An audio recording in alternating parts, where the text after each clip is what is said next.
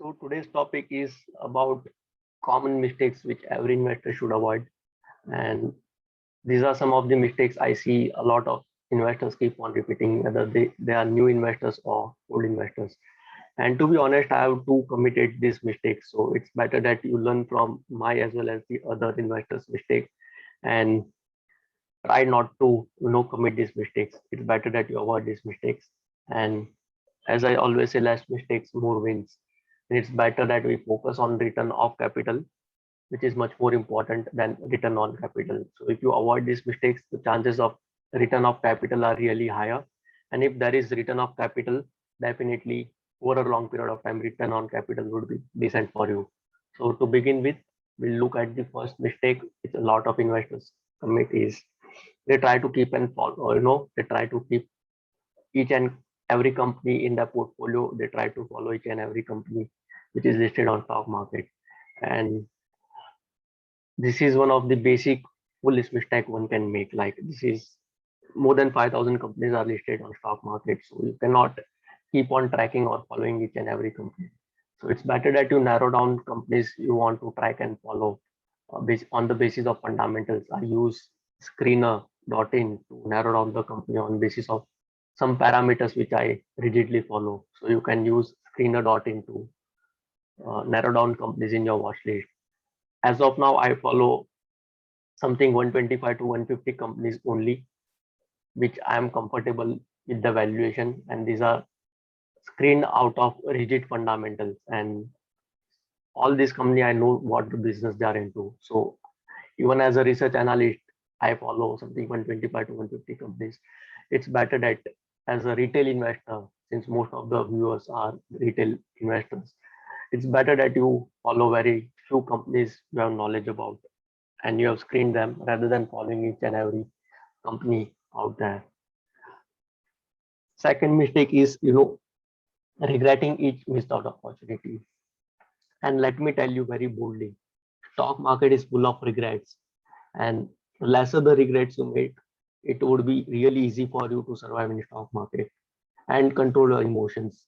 The higher your regrets, the lesser chances of you surviving in stock market for a long period of time, and the lesser would be your control or emotions. And I always say this thing, like, you would always regret in stock market even if you are right or wrong. I'll repeat, you would always regret in stock market even if you are right or wrong. I'll explain it this way. Let's say you bought Reliance at 1,000 and it went to, from 1,000 to 2,000 rupees in matter of, let's say, a year. Even if Reliance went from 1,000 to 2,000, you will regret that, अरे यार मैंने ज्यादा quantity क्यों buy नहीं किया? Why didn't I bought more quantities? I knew this was going to rise high. So this is regret number one. Even if you are right, even if the stock has risen, you will regret that you didn't bought more quantity and you missed out some potential profits. This is how the brain tricks you. The second way is you bought Reliance for sake of example at 1,000 and unfortunately it crashes to 500 rupees. Even here you will regret, Arey yaar, why did I bought Reliance? You will curse the company, you will curse the promoter. Why did I bought? Why didn't I waited for some more time? I should have bought Reliance at 5 to 600 rupees. I didn't waited with patience, and this is how you will regret when the stock price falls. You will also say, I would have bought lesser quantity. I bought 1,000 quantity. I should have bought 500 quantities. So this is how the brain tricks you, and in stock market this is how you will keep on regretting. So it's better that you avoid regretting each transaction, because stock market is designed to make you regretting. Be happy with whatever you are doing, either you are in profit or loss. Accept it. Acceptance is most important in stock market. Either you are in profit, accept it. Either you are in loss, accept it. In profit, stay humble, don't take it personally. In loss, stay cool and calm. Okay, don't take it personally. Okay, so this is the thing you should keep focus on, not to regret. And you cannot ride all the tides simultaneously. And I've seen a lot of people, on social media regretting and posting, I missed out. The classic recent scenario is about Adani group of companies, where people are just regretting missing the opportunity. Each Adani group stock is almost 10x higher than it was last year. So most people are regretting, but thankfully I've learned this lessons in my investing journey. So I have zero regret for missing out Adani Group of company. And even, we all are like, compared to Warren Buffett, we still have to learn a lot of things. Warren Buffett too, as most of people look up to him. He is master of master in investing. So even Warren Buffett, who is having nearly portfolio of $100 billion, he has missed out lifetime opportunities like Facebook, Alphabet, which is parent company of Google, and Apple in the early stages. So he too have missed out this journey. So this fact should give you some comfort if you have missed out some companies in past, and in future you should keep these examples in mind, that you cannot keep on chasing, you cannot keep on making right decisions in stock market. There are few decisions where you would feel missed out, but it's absolutely okay. So don't regret each missed opportunity. The third thing I see most investors is they keep on trying the market. They keep on looking out for opportunities to buy the bottom and sell the top. And I'll say this is impossible. The only way I use impossible is in this particular context. Is it's impossible to keep on consistently, you know, time the market. Buying the bottom and selling the top is like a myth. You cannot keep on doing this thing over a long period of time. Once, twice, thrice you would be able to do it, but not a period of long time. So it's important that you always keep this thing in mind, that time in the market is much more important than timing the market. Because if you are invested for a long period of time, it's definitely going to reward you in stock market compared to anywhere else. And the classic case is those who try to time the market in 2020 and like they've missed out the entire rising journey in 2021, where the stock market is almost, not even almost, it's like double from the lowest bottom. So some people were timing the stock market in March 2020. They were saying like stock market, which was like already at 8,000 levels Nifty, they were timing, they were predicting that it would go to 4,000, 5,000, and they were waiting, and they didn't deploy the spare cash in their portfolio, and they missed out, you can say, one of the lifetime opportunities.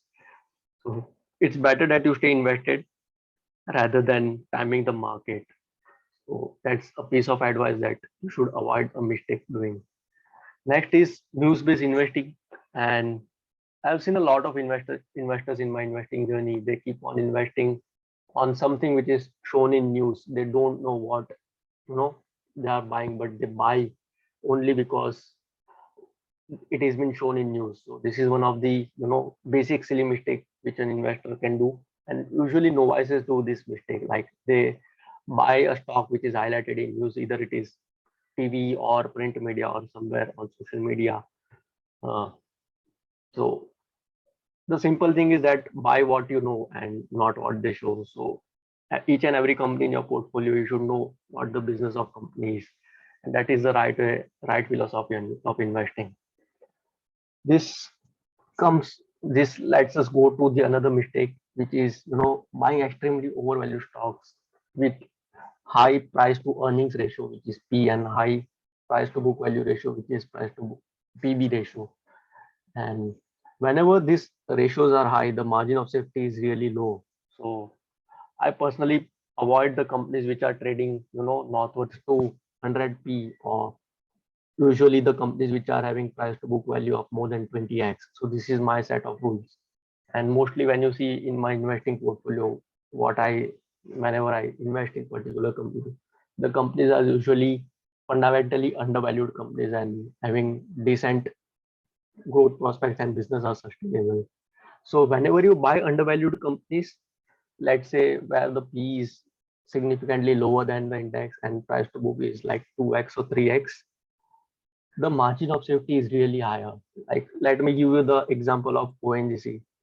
Like we bought ONGC at something around 4 to 5 P ratio, and it's now something at it's double after our buying. One of the classic example was the IOCL chemicals, IOL chemicals and pharmaceuticals. We bought it something at 2x in March 2020 fall, and P of 2x, and now it has, after buying, it went 4x. Like it went to P of 8x. So we made something 400% profits. So these are some of the things where, when we buy at undervaluations, when we buy at low P, when the business is having growth prospects, when there is tailwind in the sector, it really rewards you. And not only it rewards you, but it also rewards you in very short span of time. Though timing is not what we look out for, we look out for the rewards. But this is what I've observed: when you buy undervalued stocks, it usually rewards you at faster pace compared to when you buy overvalued stocks. So one of the reason why I booked out from Jubilant Foodworks was the P shot up, from something 60 to 70x to 150s, and I just exited, booked out the profit, and I'm completely, okay, even if I miss out a rally, because I, I prefer companies should be trading at reasonable valuations. So I'm completely okay missing out on some opportunities where the P is high and it keeps on rising. But I'm not a fan of companies which trade at significantly high P, and not at all the P is more than 100x. And I think this is the second last mistake we would be covering. This is the most common mistake I look when the retail investors are trying to invest. Usually these are the loss-making companies in hope of turnaround. Penny stock companies आप जिसे कहते हो, which are trading, in 2 rupees, 3 rupees, 5 rupees or 10 rupees की range में. So people just buy companies in the expectation that there are going to be turnaround stories. And I've seen in my investing journey a lot of companies where news of turnarounds were there, but at the end of the day, nothing worked out. And this is a paradox, most people try to, again, this is like sort of betting on a situation which is very difficult to happen when you look out at probability part. So just to give you example, अगर सुजलॉन की हम बात करें, 2008 से what I see since 2008-9, there have been news floating around Suzlon, like the company is going to turn around and the wind energy is the future. I completely agree that renewable energy is going to help, in a lot of way. But at the end of the day, the company didn't turn around and the share price is almost there for years. And those who bought at 30, 40 are actually in losses. The stock price is at 6, 7 rupees. Similarly, there have been, turnaround stories for Kingfisher Airlines, and we all know what is the final outcome. The airlines has closed and nobody like made profit over there. The classic recent example is of DHFL. Like people were in the expectation that there is going to be turnaround, and Piramal has bought, and people actually bought, truckloads of quantity, and now 2 days back it is delisted. So it's better that you invest in profitable companies only, and this is my core philosophy. When I invest, I never invest in loss making companies. All the stocks which you see in my portfolio, all the stocks which I discuss with people, these are profitable companies. And I always say this: if you buy company which is loss making, since you are shareholder, you are liable to bear the losses, either in terms of actual net profit, loss of dividend, or depreciation in your share price, which is the capital loss. When you are buying profitable companies, since you are the shareholder, you are eligible for the profits of the company in terms of dividend or share price appreciation. So this is the core philosophy I focus on. I always buy profitable companies. I straight away ignore a company which is loss making, no matter what is the turnaround story. Even if Warren Buffett is, let's say tomorrow Warren Buffett decides to buy a loss making company, I won't buy, simply because somebody bought. So this is like an extreme case scenario where people would buy loss making companies too. So just listen to these stories, listen it, enjoy, but stay away from these sorts of stories. There are unnumberable of stories like Jet Airways हो गया आपका, and GMR Infra हो गया, Unitech हो गया. These are the companies which are having turnaround story. I'm not criticizing this company. They are trying really hard. They tried really hard in past, but nothing is working out for this company. So it's really difficult to turn around companies successfully. And this is the last part of advice where I avoid extremely leveraged companies, the high debt companies. So in my portfolio, when I screen the companies, particularly I prefer the companies which are having debt to equity less than 2. So it significantly reduces your chances of going bankrupt. And except the if the company is into banking, financial service, I give one off because the main business is into that. So banking, finance, real estate, infrastructure, these are some of the exceptions where you can have high debt to equity ratio. But personally, I avoid companies which are having high debt to equity, usually more than two. And most of the recommendations or what I see in my portfolio, the companies are having less debt or no debt, or even if they are having debt, it is usually debt equity less than 2x. And what happens in most highly debt, highly leveraged company is that the operating profit is eaten away by the interest expenses. You take the example of Vodafone Idea, like most of the operating profit is eaten away by the interest expense, and the sorts of like Suzlon and the sorts of GMR in France, so on and so forth. So it's better that you avoid extremely debt, extremely leveraged companies, high debt companies, because most of the operating profit, goes to the banks and not to the investors. And in terms of interest expense, the bank make a lot of money, not the investor shareholders. So such companies are not rewarding to shareholders, and we should avoid the companies which are significantly having high debt on the balance sheets. And it will help you avoid companies which are on the verge of bankruptcy. So one of the reasons, if you are following me since last 3 to 4 years, I clearly, red flag the bankruptcy of Jet Airways. You can just go through my Telegram and you can see why I red flagged Jet Airways. One of the reasons was Jet Airways was loss-making company. The that was really high in the balance sheet, and the interest coverage ratio was not supporting, like it was less than 1x. So there were pretty good chances of the company defaulting in that. And unfortunately, the same thing happened something 5 to 7 months after my red flagging this thing. And unfortunately, a lot of investors lost money. And thankfully, people who listened to me, they didn't invested in Jet Airways. Even if it fell from 900 to 300, I cautioned something at 300 to avoid the company. And then it went to something 20, 30 rupees. And it's like business operations are closed. So these are few of the mistakes which an investor should avoid. I'll just recap all the mistakes which you should avoid as much as possible. The first is trying to follow each and every company. Second is regretting each missed opportunity. The third part is you know buying the turnaround companies, buying the companies on the expectation of turnaround. The fourth mistake is buying on the basis of news.